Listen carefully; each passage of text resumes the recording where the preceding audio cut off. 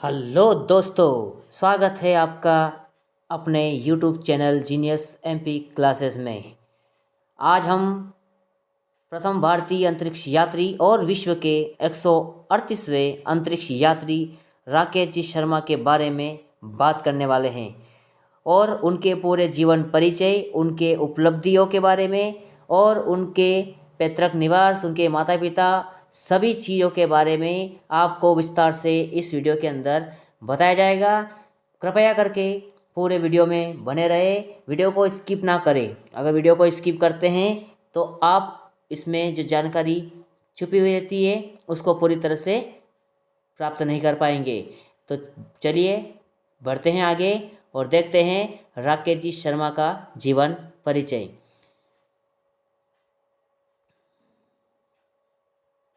भारतीय अंतरिक्ष यात्री राकेश शर्मा का जीवन परिचय कैसा है, सबसे पहले हम उनके जीवन परिचय के बारे में बात करेंगे, उनकी बायोग्राफी के बारे में बात करने वाले हैं। तो दोस्तों देखिए, गौरतलब है कि अंतरिक्ष की सैर जहां विज्ञान के क्षेत्र में इंसान का एक क्रांतिकारी कदम माना गया है, वहीं एक इंसान के लिए यह एक किसी रोमांच से कम नहीं था। वैसे तो अमेरिका और सोवियत संघ की अंतरिक्ष में उड़ान की कहानी बहुत पुरानी है, क्योंकि अमेरिका और सोवियत संघ के देशों ने बहुत सी उड़ानें पहले से भरी हुई थी, लेकिन और उसके कई अंतरिक्ष यात्री अंतरिक्ष की सफल यात्रा कर चुके हैं, परंतु विज्ञान के एक नए खिलाड़ी, एक विकासशील देश के किसी व्यक्ति को अंतरिक्ष की यात्रा का सौभाग्य प्राप्त हो तो यह किसी अजूबे से कम नहीं माना जा सकता। हालांकि यह अजूबा हुआ और भारतीय वायुसेना के स्क्वाड्रन लीडर राकेश शर्मा ने अंतरिक्ष की यात्रा कर एक नया इतिहास रचा।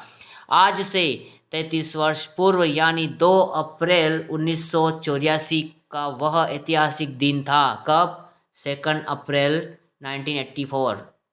याद रखिएगा, 2 अप्रैल 1984 का वह ऐतिहासिक दिन था जब राकेश शर्मा 2 अन्य सोवियत अंतरिक्ष यात्रियों के साथ अंतरिक्ष यान सोयुट T11, अंतरिक्ष यान भी पूछा जाए नाम तो याद रखें, सोयुट T11 में सवार होकर अंतरिक्ष यात्रा पर निकले थे। इस यात्रा के दौरान वे 8 दिनों तक अंतरिक्ष में सोवियत रूस द्वारा स्थापित अंतरिक्ष केंद्र सोल्यूज 7 में रहे। सोयुट T11 में गए, कौन सा यान था जिसमें वो बैठकर गए थे अंतरिक्ष यान में? तो सोयुट T11 याद रखें। और वहाँ पर कौन से केंद्र में रुके थे? तो सोल्यूज 7 में रहे थे। इस दौरान उन्होंने अंतरिक्ष से उत्तरी भारत के ढेरों चित्र भी लिए और वहां गुरुत्वाकर्षणहीन उड़ान भरने के साथ साथ योगाभ्यास भी किया। अंतरिक्ष में जाकर उन्होंने योग भी किए। अंतरिक्ष की यात्रा करने वाले राकेश शर्मा विश्व के 138वें भारतीय और अपने भारत के राकेश शर्मा अंतरिक्ष यात्रा प्रत्येक भारतीय के लिए गौरव का विषय है, क्योंकि प्रथम भारतीय थे राकेश शर्मा जी जिन्होंने पहली उड़ान भरी थी अंतरिक्ष यात्रा के लिए अपने भारत से। तो याद रखिएगा, प्रथम भारतीय अंतरिक्ष यात्री राकेश शर्मा। और विश्व का स्थान पूछे, 138वीं स्थान इसका रखा गया है। ध्यान रखिएगा दोस्तों, राकेश शर्मा का चित्र दिखिए आपको, ये राकेश जी शर्मा आपको दिख रहे होंगे आपकी स्क्रीन पर। बात करते हैं, आगे की तरफ चलते हैं, देखते हैं। तो ये राकेश शर्मा का चित्र जो आपके स्क्रीन पर दिख रहा है, बिल्कुल इसको अच्छे से देखिए, राकेश शर्मा दिखने में कैसे थे। अब राकेश जी शर्मा का परिचय हम पढ़ने वाले हैं। देखें, तो राकेश जी शर्मा के जीवन परिचय के बारे में बात करने से पहले मैं आपको बताने चाहता हूँ कि उनके परिचय के मुख्य बिंदु क्या रहेंगे और पूरा नाम क्या था उनका। सबसे पहले देखिए, राकेश शर्मा का पूरा नाम राकेश शर्मा ही था, जिसको उसी नाम से जाना जाता है। पेशा क्या था उनका, प्रोफेशन क्या था? अंतरिक्ष यात्री थे, भारतीय एयरफोर्स के पायलट भी रहे वो। तो भारतीय एयरफोर्स में पायलट की नौकरी भी करी और अंतरिक्ष यात्री भी कहलाए। प्रसिद्ध किस लिए हुए? क्योंकि पहले भारतीय जो अंतरिक्ष में गए थे, इसलिए वो प्रसिद्ध हुए, प्रथम भारतीय अंतरिक्ष में जाने वाले। जन्म कब हुआ? 13 जनवरी 1949 को उनका जन्म हुआ। ध्यान रखिएगा, 1949 को राकेश जी शर्मा का जन्म हुआ 13 जनवरी को। उम्र क्या थी? 70 वर्ष की आयु तक उन्होंने जीवन जिया अपना। आगे देखें, जन्म स्थान क्या पूछे आपसे, जन्म स्थान तो पटियाला, पंजाब के अंदर जो है भारत में पटियाला, वहाँ पर उनका जन्म हुआ। राष्ट्रीयता यानी उनकी नेशनलिटी क्या थी, तो भारतीय थे, सीधी बात है। गृह नगर क्या था उनका, कहाँ पर रहे, कहाँ पर उन्होंने जीवन ज़्यादा बिताया, तो हैदराबाद के अंदर वो ज़्यादा जीवन बिताया, तो हैदराबाद उनका गृह नगर हो गया। उनकी जाति थी ब्राह्मण, ब्राह्मण जाति से बिलोंग किया करते थे। और राशि थी उनकी मकर राशि। इस वीडियो में आपको राकेश शर्मा के जीवन से लेकर बारीक से बारीक चीज़ों के द्वारा बताया जाएगा, ध्यान रखिएगा। अंतरिक्ष में टोटल 8 दिन रहे, ये हमेशा लिखा हुआ आता है, लेकिन एक्यूरेट टाइम अगर पूछा कोई तो अंतरिक्ष में वो 7 दिन 21 घंटे और 40 मिनट तक समय बिताया था उन्होंने। तो एक्यूरेट टाइम आपको यहाँ पर दिखेगा। ठीक है दोस्तों, देखते हैं आगे की तरफ। और पसंद क्या था उनको, तो उनको पसंद था घूमना, राइडिंग करना और योग करना उनको बहुत पसंद था। वैवाहिक स्थिति तो वो वैवाहिक थे, मैरिड पर्सन थे, मैरियल स्टेटस देखे तो, ठीक है ना। उनकी पत्नी का नाम, ये सब आपको इस वीडियो में बिल्कुल बताऊंगा मैं, उनके माता पिता का नाम, उनकी पत्नी का नाम, हर चीज़ इस वीडियो में राकेश जी शर्मा को लेकर बताई जाएगी। अब उनको सम्मानित किया गया, मुख्य अवार्ड कौन कौन से मिले, तो उनको मुख्य अवार्ड जो मिले थे,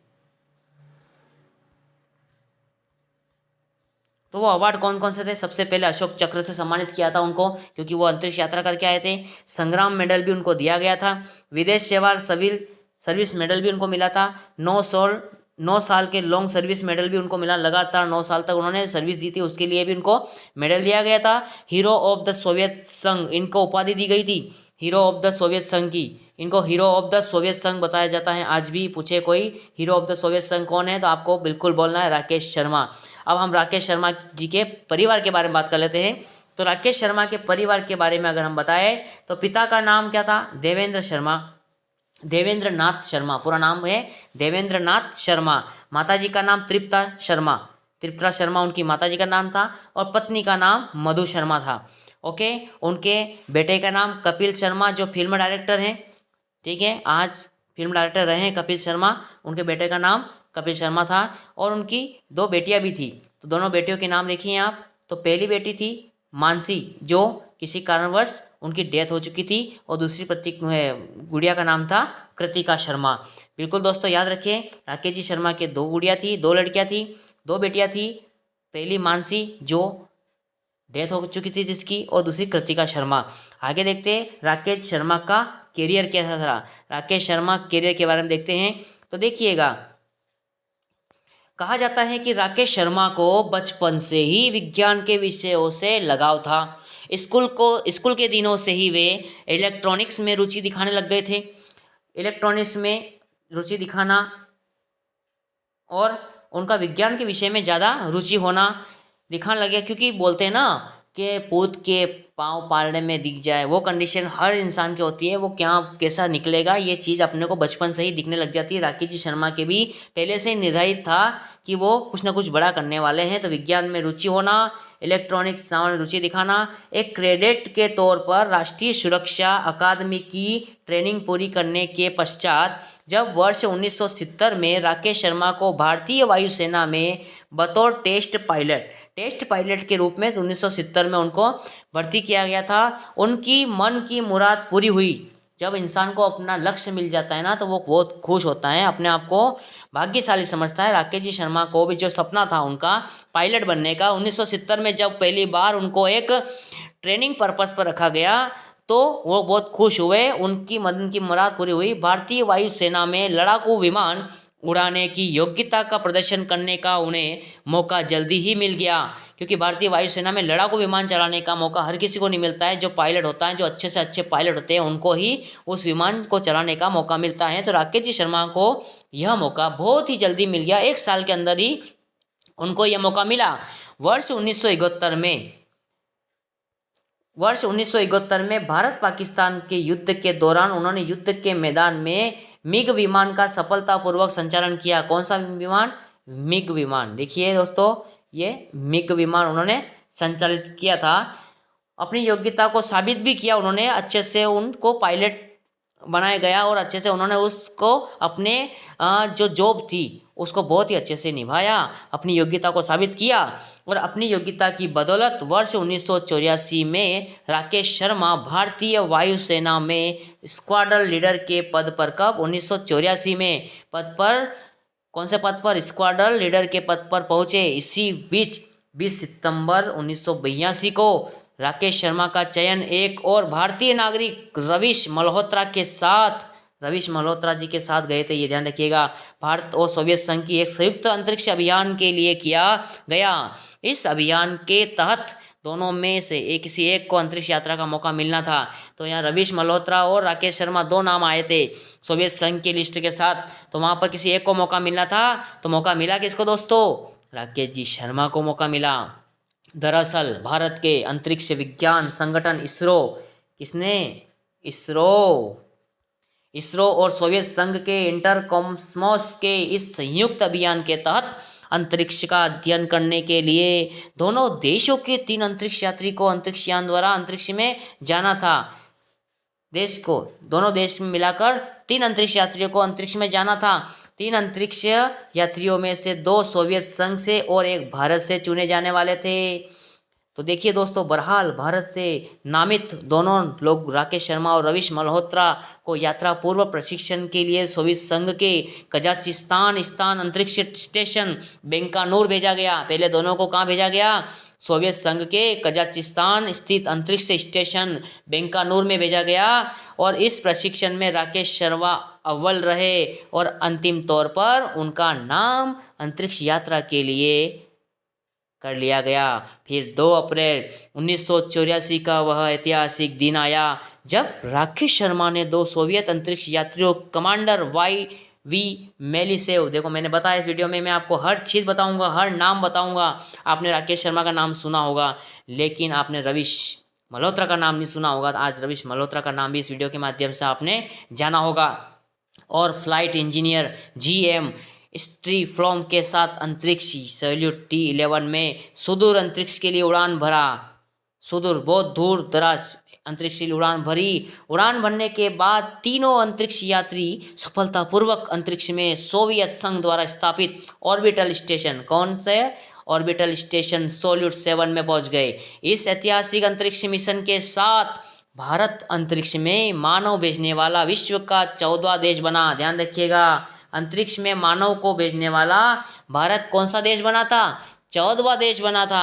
राकेश शर्मा ने अंतरिक्ष में लगभग 8 दिन, यानी एक्यूरेट टाइम है 7 दिन 21 घंटे और 40 मिनट बिताए। इस दौरान इस अंतरिक्ष दल ने वैज्ञानिक और तकनीकी अध्ययन से संबंधित 33 प्रयोग किए गए। राकेश शर्मा को विशेष तौर पर बायोमेडिसिन और रिमोट सेंसिंग के संबंध में अध्ययन करने की जिम्मेदारी मिली थी। कौन सी जिम्मेदारी? बायोमेडिसिन और रिमोट सेंसिंग के ऊपर अध्ययन करने की जिम्मेदारी राकेश जी शर्मा को दी गई थी। अब देखिए, अंतरिक्ष यात्रा के दौरान संयुक्त दल ने मॉस्को के सोवियत संघ के अधिकारियों के साथ मिलकर एक नई दिल्ली में देश के तत्कालीन प्रधानमंत्री इंदिरा गांधी के साथ एक सोवियत वार्तालाप भी की। देखिएगा दोस्तों, इंदिरा गांधी जी ने राकेश शर्मा से पूछा था अपना देश कैसा दिख रहा है, उन्होंने क्या आंसर दिया था? बहुत ही दिलचस्प आंसर दिया था, बहुत ही दिल को छू लेने वाला आंसर उन्होंने दिया था। इस वीडियो को देखते रहिए, बने रहिए वीडियो में, बहुत ही अच्छी अच्छी चीज़ें आपको इस वीडियो में। और अगर वीडियो अच्छा लग रहा हो तो लाइक ज़रूर कर दीजिए दोस्तों, बिल्कुल, और शेयर कर दीजिए क्योंकि जानकारी मिलती रहे सबको। देखते हैं, इस वार्तालाप के दौरान इंदिरा गांधी ने राकेश शर्मा से एक दिलचस्प सवाल पूछा था। क्या सवाल था? अंतरिक्ष से भारत कैसा दिखता है? तो श्रीमती इंदिरा गांधी के दिलचस्प सवाल का जवाब भी राकेश शर्मा ने बड़े दिलचस्प अंदाज में दिया। सारे जहां से अच्छा हिंदुस्तान हमारा। क्या जवाब दिया था उन्होंने? सारे जहां से अच्छा हिंदुस्तान हमारा। उस समय देश के अखबारों में इंदिरा गांधी और राकेश शर्मा के बीच का यह वार्तालाप चर्चा का विषय बन गया था। हर अखबार के फ्रंट पेज पर इस वार्तालाप को छापा गया था। हालांकि उस समय खबर यह भी थी कि कुछ धार्मिक कट्टरपंथी समूहों ने राकेश शर्मा की अंतरिक्ष यात्रा पर नाखुशी भी जाहिर की थी। ये तो होता आया है देश में, अपने भारत में अनेकता में एकता भारत की विशेषता वाली बात है। क्योंकि बहुत सारे सब लोग खुश हो जाए अपने काम से, ऐसा निश्चित नहीं है। तो अंतरिक्ष यात्रा में जब राकेश शर्मा को भेजा गया तो कुछ धार्मिक कट्टरपंथियों ने राकेश शर्मा की अंतरिक्ष यात्रा पर नाखुशी जाहिर की। इसके समर्थन में उन समूहों का कहना था कि पवित्र ग्रहों पर इंसान का जाना धर्म के विपरीत है। जबकि 14 देश था भारत अपना, 14 नंबर का देश था और 138वां इंसान जा रहा था, लेकिन तो भी लोग कह रहे थे कि जाना धर्म के खिलाफ है, उनको पवित्र ग्रह मानकर आए। लेकिन मेरी बात समझिए आप, जब इतने लोग गए तब कहाँ था ये पवित्र ग्रह वाला ये धार्मिक इंसान का जाना एक धर्म के विपरीत कैसे हो सकता है? एक नई खोज के लिए, एक नए उपलक्ष्य के लिए गए हैं तो वो एक अच्छी बात है ना। चलो बढ़ते हैं वीडियो में आगे बढ़ती। परंतु विज्ञान के क्षेत्र में प्रगति के लिए कशमकश करते भारतीय जनमानस ने, लेकिन भारत का अंतरिक्ष में जाना जरूरी था क्योंकि विज्ञान के क्षेत्र में प्रगति का एक नया परचम लहराना था। तो भारतीय जनमानस ने उन कट्टरपंथियों के विचारों को नकारते हुए, उनकी आवाज़ को अनसुना करते हुए राकेश शर्मा को उपलब्धि पर जश्न मनाया बेहतर समझा। पूरे देश ने उस दिन जश्न मनाया जब राकेश शर्मा वापस अपनी यात्रा पूरी करने के बाद आए थे। तो अब हम इस वीडियो में बताएंगे आपको राकेश शर्मा की उपलब्धि क्या थी, राकेश शर्मा ने क्या क्या उपलब्धियां हासिल की। अंतरिक्ष यात्रा से लौटने के बाद भारत में राकेश शर्मा का जोरदार स्वागत हुआ, बहुत ही अच्छे से उनका स्वागत किया गया। और क्या क्या राकेश शर्मा जी ने परचम लहराए अपने जीवन काल में, देखते हैं वन बाय वन इसको देखेंगे। तो पहला देखें आप कि भारत सरकार, पहला पॉइंट इसका, भारत सरकार ने उन्हें शांति काल में बहादुरी के लिए दिए जाने वाले सबसे बड़े पुरस्कार अशोक चक्र से सम्मानित किया। किसने? भारत सरकार ने। आगे देखें, सेकंड पॉइंट था उनका, सोवियत संघ ने भी भारत से अपनी गहरी मित्रता को जाहिर करते हुए राकेश शर्मा को हीरो ऑफ सोवियत यूनियन के पुरस्कार से सम्मानित किया। यह दूसरी उपलब्धि थी उनकी। तीसरी उपलब्धि देखिए आप, वर्ष 1987 में राकेश शर्मा भारतीय वायुसेना से विंग कमांडर के पद से सेवा के लिए नियुक्त हुए।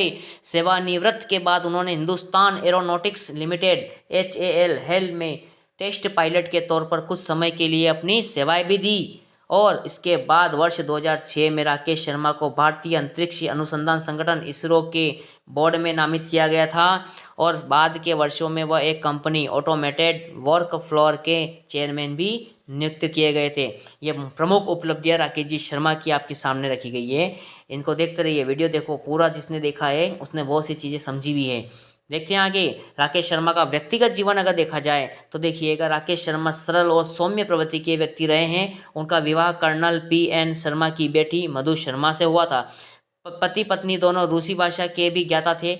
उनके बेटे का नाम कपिल और बेटी का नाम कृतिका है। दोनों मीडिया के क्षेत्र से जुड़े हुए हैं। राकेश शर्मा का जीवन घटनाक्रम अगर देखें तो देखिएगा, मुख्य मुख्य चीज़ें आपको इस वीडियो में बताने वाला हूं मैं। तो देखिएगा वर्ष में और घटनाएं दोनों। तो 1949 में क्या हुआ, पंजाब के पटियाला में एक गौड़ ब्राह्मण परिवार में राकेश शर्मा का जन्म हुआ।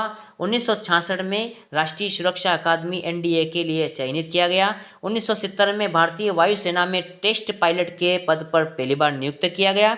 1971 में रूस में निर्मित लड़ाकू विमान मिकोया गुरोविच को उड़ाने का गौरव उनको प्राप्त हुआ। इसके बाद देखें, 1982 में राकेश शर्मा का चयन भारत रूस संयुक्त अंतरिक्ष मिशन के लिए हुआ। इस मिशन के तहत अंतरिक्ष यात्रा का गौरव उन्हें प्राप्त होना था। 1984 में देखें, 2 अप्रैल को राकेश शर्मा ने 2 रूसी अंतरिक्ष यात्रियों के साथ अंतरिक्ष के लिए उड़ान भरी और यह गौरव प्राप्त करने वाले वे पहले भारतीय बने। 1987 की बात करें तो विंग कमांडर के पद से भारतीय वायुसेना से सेवा में नियुक्त किए गए। 1987 की बात करें तो टेस्ट पायलट के तौर पर हिंदुस्तान एरोनॉटिक्स लिमिटेड को अपनी सेवाएं भी दी। आगे देखते हैं, 2006 में देखें तो भारतीय अंतरिक्ष अनुसंधान संगठन इसरो के बोर्ड में सदस्य नामित हुए थे। उनका उसमें चयन किया गया था 2006 में इसरो के अंदर। ओके, तो इस वीडियो में बताई हुई समस्त जानकारी मैंने जो आपके लिए वीडियो बनाया है, जो भी मैंने कोशिश की है, मैं आशा करता हूँ कि आपको वीडियो अच्छी लगी होगी। तो अच्छी लगी हो तो प्लीज़ कमेंट्स बॉक्स में बताइए कैसा आपको लगा। इस वीडियो के अंदर मैं और क्या सुधार कर सकता हूँ, नए आगे वीडियो बनाने में मुझे आप एक फीडबैक ज़रूर दीजिए, मुझे बहुत खुशी होगी। Thank you for watching this video. बने रहिए हमारे चैनल जीनियस MP क्लासेस नए नए वीडियो के लिए, नई नई जानकारी के लिए। जय हिंद, जय भारत।